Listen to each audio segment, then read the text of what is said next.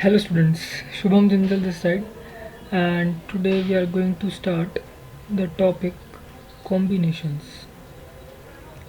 Last class में मैंने combination का आपको फॉर्मूला लिखवाया था, that is NCR which is equals to n factorial upon में r factorial into n minus r factorial. ठीक है, NC0 कहीं पर लिखा आ जाए तो इसका मतलब होता है n, कहीं पर NC1 लिखा आ जाए, सॉरी NC0 का मतलब हो गया 1 और NC1 का मतलब होता है n और NCn का मतलब भी होता है 1. कैसे? अगर इसको हम एक्सपैंड करते हैं,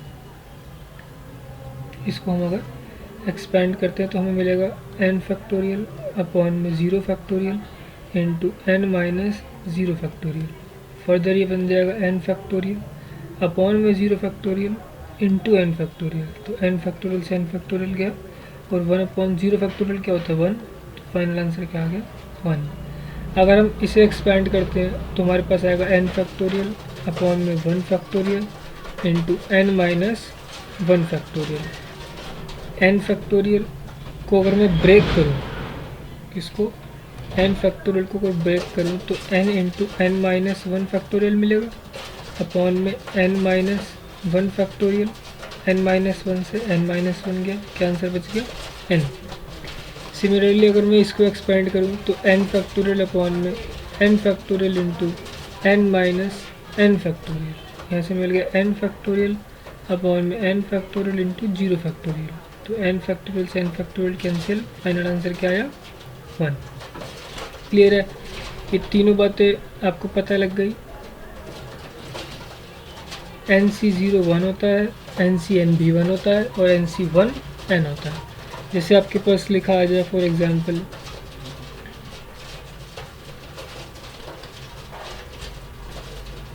2C2, तो आप क्या बोल दोगे? 2C2 का मतलब 1 होता है. आपके पास लिखा आ जाए 2C0, इसका मतलब क्या होता है 1 होता है. आपके पास आ जाए 2C1, इसका मतलब क्या होगा 2 होगा. ठीक है, क्वेश्चंस देखते हैं इसके. फर्स्ट क्वेश्चन गिवन है, if NC8 is equals to NC2 then find NC2. Right, क्या फाइंड करना है NC2. तो अगर हम इसको सॉल्व करें फर्दर तो हमें क्या मिलेगा? अगर हम NC8 को सॉल्व करते हैं तो हमारे पास आता है n फैक्टोरियल अपॉन में 8 factorial into n minus 8 factorial.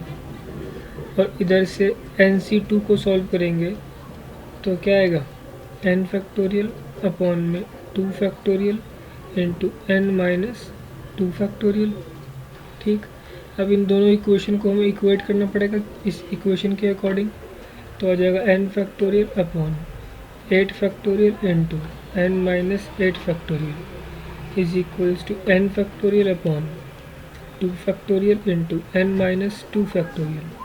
Right, n factorial से n factorial cancel out, cross multiply होगी, ऊपर जाएगा n माइनस 2 फैक्टोरियल और 2 फैक्टोरियल. इस साइड आएगा 8 factorial into n minus 8 factorial. अब अगर इसे हम फर्दर सॉल्व करते हैं तो हमारे पास 2 फैक्टोरियल तो एज इट इज़ रहेगा. n माइनस 2 बड़ा है या n माइनस 8 बड़ा है? n minus 2 obviously. तो इसे एक्सपेंड कर दो, n minus 2, n minus 3, n minus 4, n minus 5, n minus 6, n minus 7, n minus 8 factorial. यहाँ से ये 8 बड़ा है या 2 बड़ा है? 8 बड़ा है तो 8 एक्सपेंड होगा. 8 into 7 into 6 into 5 into 3 into 2 factorial और multiply by n minus 8 factorial. अब मल्टीप्लाई में क्या आ गया n माइनस 8 फैक्टोरियल. तो क्या करेंगे, 2 फैक्टोरियल से ये 2 factorial cancel out, n minus 8 factorial से n minus 8 factorial cancel out. यहाँ कितनी टर्म्स है 1 2 3. यहाँ पे कितने डिजिट्स हैं?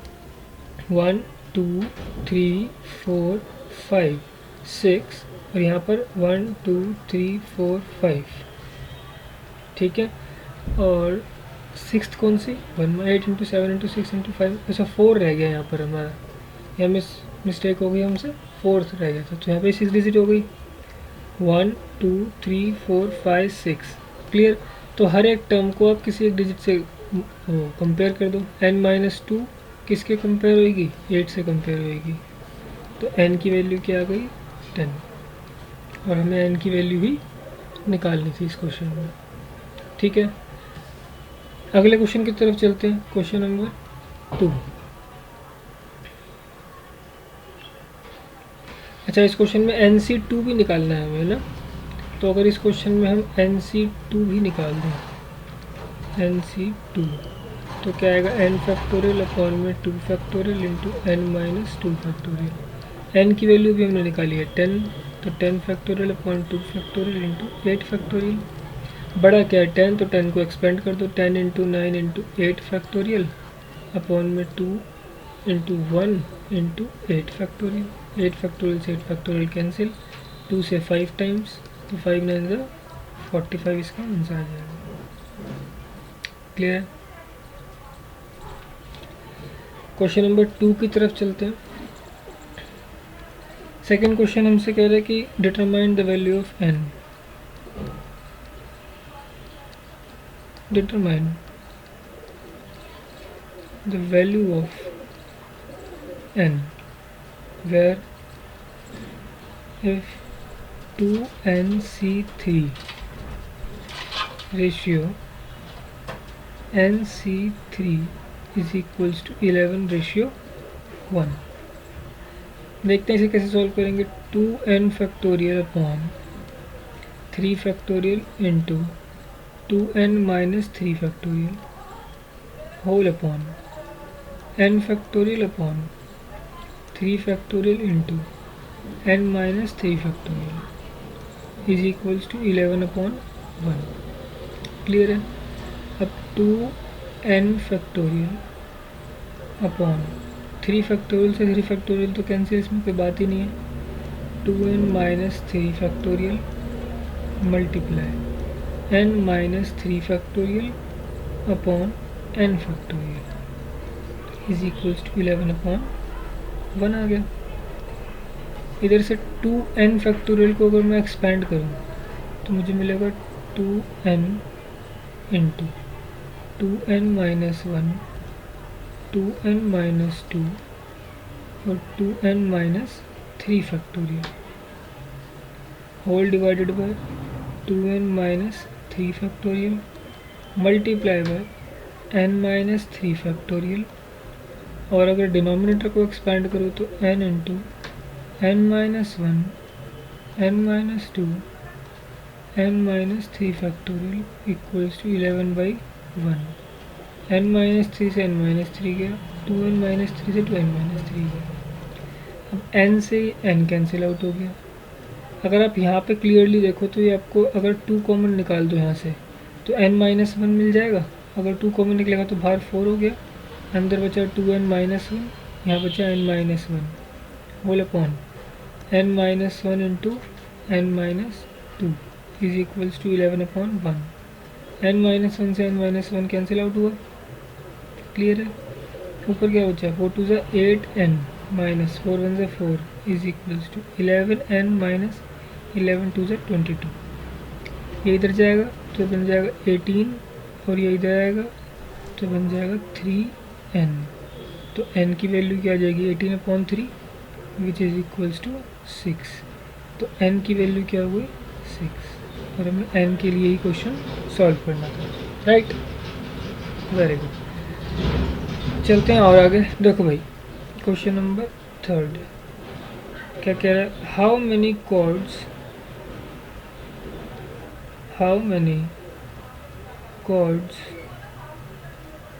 can be drawn, how many chords can be drawn through 21 points on a circle. 21 point से कितने कॉर्ड्स बनाए जा सकते हैं सर्कल के ऊपर? कॉर्ड आपको पता क्या होता है?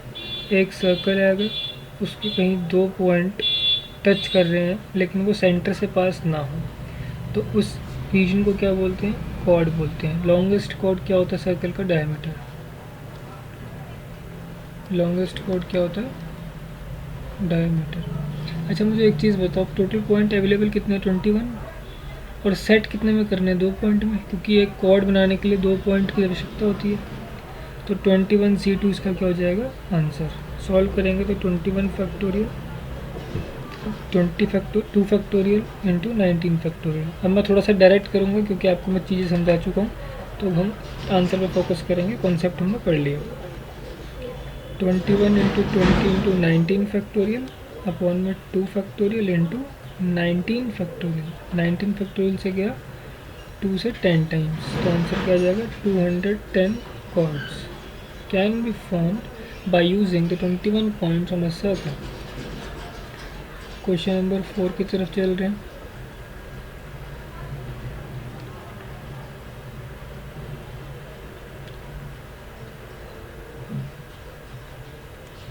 क्वेश्चन नंबर 4 कह रहा है in how many ways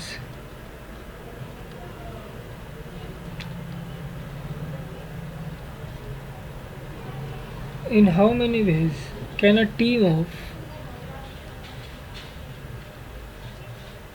team of 3 boys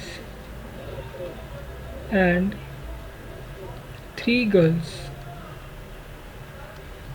be selected from 5 boys and 4 girls। कितने लोगों की टीम सिलेक्ट करनी है? In how many ways can a team of 3 boys and 3 girls. 3 boys choose करने हैं और 3 ही गर्ल्स भी चूज़ करनी है। तो कैसे चूज़ करें भाई बताओ? 5 बॉयज़ में से कितने बॉयज़ चूज़ करने हैं? 3। और 4 गर्ल्स में से कितनी गर्ल्स चूज़ करनी है? 3। बीच में क्या साइन आ रखा? शब्द वर्ड क्या रखा है? एंड। तो जब कभी भी एंड आ जाए इसका मतलब आपको क्या यूज़ करना है? प्रोडक्ट। जब कहीं आपको एंड दिख जाए इसका मतलब मल्टीप्लाई यूज़ करना है। जहाँ कहीं आपको और दिख जाए इसका मतलब आपको प्लस यूज़ करना है। इसको आप नोट कर लीजिए एक जगह पर। अगर 5C3 इंटू 4C3 आंसर है तो 5C3 को सॉल्व करेंगे तो 5 फैक्टोरियल अपॉन में 3 factorial into 2 factorial into 4 factorial upon 3 factorial into 1 factorial. क्या आएगा फाइनल आंसर? 5 इंटू 4 अपॉन 2 4, 2 से 2 टाइम्स, 4 2 ज़ाइड 5 ज़ा 40 वेज। 40 तरीक़ों हैं ऐसे जिन तरीक़े से मैं 3 बॉयज़ और 3 गर्ल्स चूज़ कर सकता हूँ with a given number of boys and girls. Clear है? क्वेश्चन नंबर 5 देखेंगे कैसा क्वेश्चन है।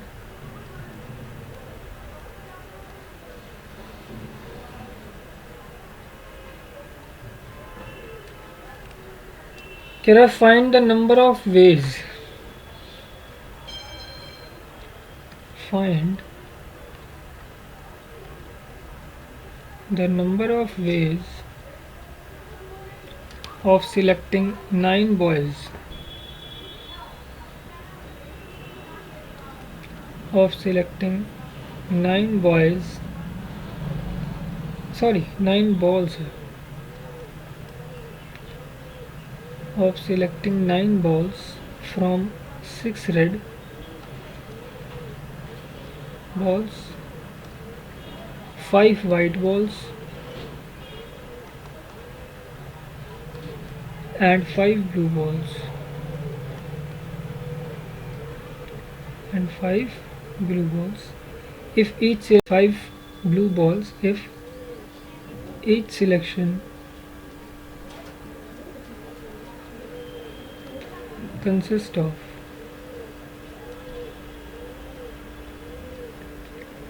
3 balls of each color, 3 balls of each color। अब भाई क्वेश्चन हमसे ये कह रहा है कि मुझे टोटल 9 बॉल सिलेक्ट करनी है। कितनी बॉल सिलेक्ट करनी है? 9। और अवेलेबल क्या है? 6 रेड हैं, 5 वाइट हैं और 5 ब्लू हैं। 3 तरह की बॉल्स अवेलेबल हैं और कह रहा है कि हर सेट में से 3 बॉल चूज़ करनी है। तो बताओ 6 में से अगर मुझे चूज़ करनी हो 3 बॉल्स तो 6C3 ही लिखूँगा, 5C3 लिखूँगा, 5C3 लिखूँगा। और क्या कह रहा है कि 9 बॉल सिलेक्ट करनी है, इसका मतलब हैंड लग रहा है। तो 6C3 का मतलब क्या होगा? 6 factorial upon 3 factorial into 3 factorial, 5 factorial upon 3 factorial into 2 factorial, 5 factorial upon 3 factorial into 2 factorial. ठीक, 6 into 5 into 4 upon 3 into 2 into 1 into 5 into 4 upon 2 into 5 into 4 upon 2। 3 2 ज़ा 6, 2 2 ज़ा 4 और 2 2 ज़ा 4, 5 4 ज़ा 20 और 20 10 इंटू 10 2000।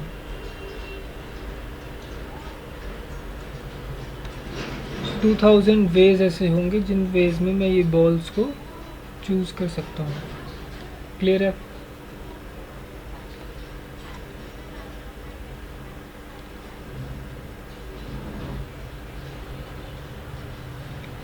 नेक्स्ट क्वेश्चन की तरफ चलते हैं।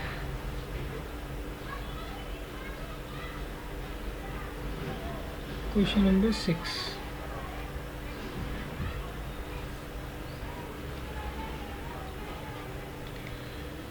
देखेंगे अभी क्वेश्चन नंबर 6 क्या कह रहा है हमसे। क्वेश्चन 6 कह रहे हैं how many ways can one select a cricket team.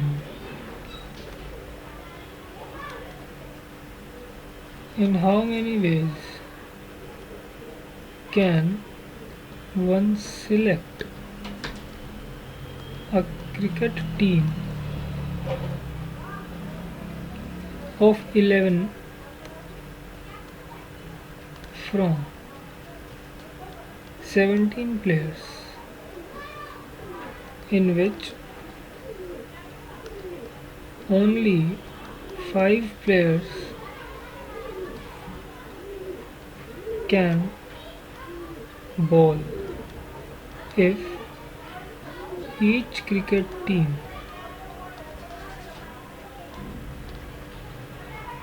of 11 must include exactly 4 bowlers। कह रहा है किस तरीके से मैं एक क्रिकेट टीम सिलेक्ट कर सकता हूँ 11 लोगों की। किसमें से? 17 लोगों में से, जिसमें 5 जो हैं वो बॉलर्स हैं और 11 लोगों की टीम के अंदर 4 बॉलर होने ज़रूरी हैं। तो ये मुझे बता दो आप एक चीज़ कि जो 17 टोटल लोग हैं इनके डिवीज़न कैसे है। इनमें 5 तो बॉलर्स हैं और 12 के बारे में कोई बात नहीं की गई, यानी कि बॉलर में से मुझे 4 तो चूज़ करना ही है और जो बाकी बच गए 7 वो मैं किसी भी बाकी में से चूज़ कर सकता हूँ। तो क्या आंसर आ गया? 12C7 multiply by 5C4। 12C7 मतलब 12 फैक्टोरियल अपॉन में 5 फैक्टोरियल इंटू 7 फैक्टोरियल और ये 5 फैक्टोरियल अपॉन में 4 फैक्टोरियल। ये आ गया 12 into 11 into 10 into 9 into 8 upon, अच्छा 5 फैक्टोरियल से तो 5 फैक्टोरियल कैंसिल,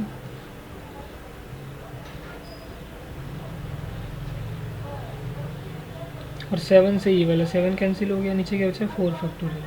तो 4 इंटू 3 इंटू 2 क्या बचा 4 इंटू 3 इंटू 2 इंटू 1, तो 4 2 ज़ा 8 होता है, 3 3 ज़ा 9 होता है।